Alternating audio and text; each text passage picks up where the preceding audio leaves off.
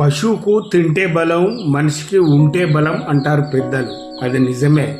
ఒక పశువు నిబ్బరంగా నిలబడాలి అంటే మంచి తిండి తినాలి. అదే మనిషి నిఖార్సుగా నిలబడాలంటే డబ్బు ఉండాలి. ఈ రోజుల్లో బలము అంటే కండలు తిరిగిన శరీరం కాదు నేస్తమా, బ్యాంకు బ్యాలెన్స్ ను బట్టి వాని బలాన్ని అంచనా వేస్తారు.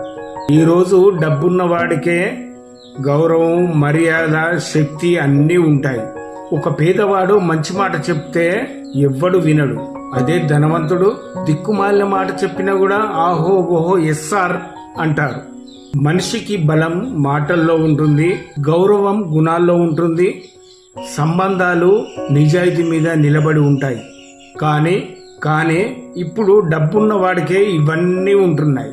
జీవితంలో ఒత్తిడిని జయించాలంటే డబ్బు ఉండాలి. కాబట్టి డబ్బు గురించి తెలుసుకోండి, వినండి, కష్టపడండి, సంపాదించండి, ఎంజాయ్గా ఉండండి.